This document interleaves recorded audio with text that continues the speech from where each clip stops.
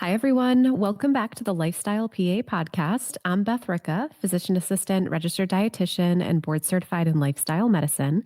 And today we're diving into a topic that affects so many women in their 30s, 40s, and 50s and beyond, yet most have no idea it's happening. The blood sugar roller coaster that quietly hijacks your hormones, energy, mood, and even your sleep. Here's the truth. Even if you don't have diabetes, blood sugar swings can absolutely impact how you feel, how your body changes, and how you show up in your day. And an estrogen and progesterone shift during perimenopause, your body becomes even more sensitive to those swings. So if you've ever said, I'm eating clean but still crashing midday, or why do I wake up at 3 a.m. every night? Or why do I crave sugar after dinner, even when I'm not really hungry? This episode is for you. Welcome to the Lifestyle PA podcast, where we talk about all things women's health and lifestyle to help you become the healthiest and happiest version of yourself. Okay, so let's start with what's actually going on here. So estrogen plays a big role in how sensitive your cells are to insulin, the hormone that helps move glucose or sugar from your bloodstream into your cells for energy. Now, when estrogen starts to fluctuate or decline in perimenopause, your insulin sensitivity decreases. So this means that your body doesn't process glucose as efficiently as it used to. So that same bowl of oatmeal or glass of wine that used to feel totally fine suddenly leaves you feeling bloated, tired, or hungry again an hour later. And when glucose stays higher in your bloodstream, your pancreas releases more insulin. Chronic high insulin can lead to fat storage around the midsection, feeling fatigued, and leading to even more cravings. Now, insulin is also the most toxic inflammatory hormone to the human body. And this certainly makes hormonal symptoms like hot flashes, anxiety, and sleep issues much worse. Then you add in cortisol, your stress hormone, which spikes every time your blood sugar drops. And you've got this wild pendulum swing between wired and tired. So even if you're eating healthy, those dips and spikes can really make you feel like you're on a constant roller coaster of energy and emotion. So let's make it real and see what this looks like in real life here. So here's what a typical morning looks like for a lot of my clients when they start working with me. So you wake up tired, you grab coffee right away, maybe a piece of toast or a protein bar, or just nothing at all because you're in a rush trying to get the kids ready for school and just out the door. So you feel okay for about an hour, but by 9, 10, 11, you're crashing and you reach for another coffee or something sweet to get you through your morning. This is the blood sugar roller coaster. A coffee and carb start gives you that quick spike, and then a crash that then triggers cortisol, the stress hormone, which tells your brain, hey, I need more fuel now. So now you're craving sugar or caffeine, even though you're not truly hungry.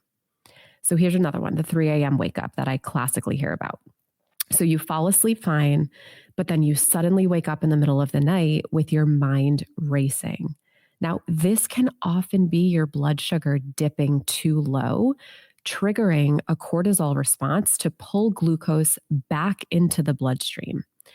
Your brain wakes up because it's trying to protect you. When I share this with clients, I see the same light bulb moment. Wait, this makes so much sense finally, right? I'm not just getting up because I have to pee. I'm actually waking up and then I realize I have to pee because I'm awake. So that's really the power of balancing blood sugar. So let's talk about what you can actually do about it. So no complicated tracking or fad diets needed here. It's truly just simple science-backed shifts. So first, start your day with protein. This is the single most powerful step you can take. Aim for at least 25 to 30 grams of protein at breakfast. So, okay, what does this look like, Beth? So think of 2 eggs with a Greek yogurt and a few berries.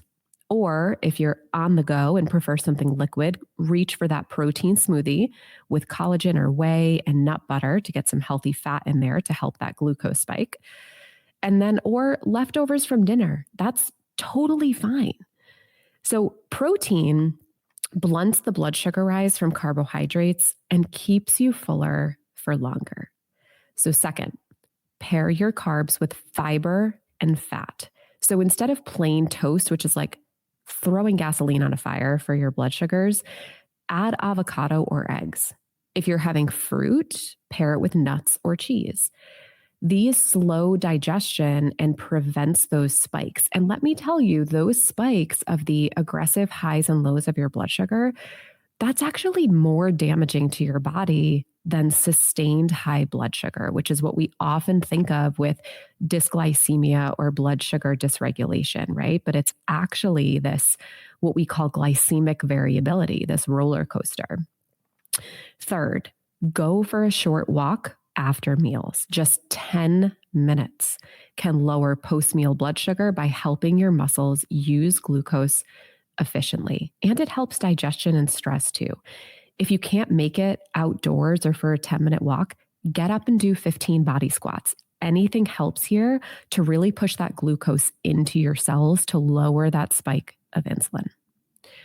Number 4, so eat every 4 to 5 hours or so instead of grazing all day.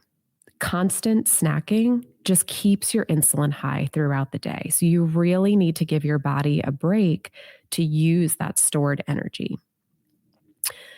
Okay, 5th, this is a big one, especially for women where, over the past 20 years, we've been taught to be so fearful and afraid of integrating carbs, right? But do not fear carbs. They are so essential. It's all about the timing and balance of them. So whole grains, fruits, beans, starchy veggies, they all have a place. The goal here is steady and being intentional, not restrictive. So it's really important to understand here that when you stabilize blood sugar, everything else follows. Your energy, your sleep, your mood, and especially your metabolism. It is definitely not about being perfect, but it's about giving your body the consistency it needs to trust you again. So if you take nothing else from this episode, remember, you don't need fewer calories. You need a better targeted balance. Your body isn't broken here in this season of life. It's adapting, and you can work with it instead of against it.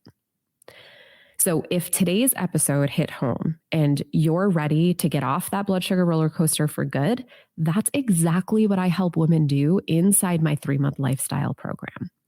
We take all of the science and make it personal, from your blood sugar and hormones to your workouts, your nutrition, and your mindset, so you can finally feel in control of your body again. So the link to apply is in the show notes and on my Instagram profile. Thank you so much for tuning in today. And if you did find this helpful, please share it with a friend who might need to hear it too. You deserve steady energy, peaceful sleep, and just feeling confident in your body again. Thanks so much for listening to The Lifestyle PA. I hope you're leaving today's episode feeling empowered and supported on your health journey. If you're ready to take the next step and make real, lasting changes, I would love to invite you to join my 3-month lifestyle program. It's designed specifically for women navigating this season of hormonal and metabolic changes, focused on personalized, sustainable nutrition, movement, sleep, stress, and mindset. Head to thelifestylepa.org or message me on Instagram at _lifestyle_PA to learn more and reserve your spot. And remember, it's the small steps that lead to the big changes. So start with one today.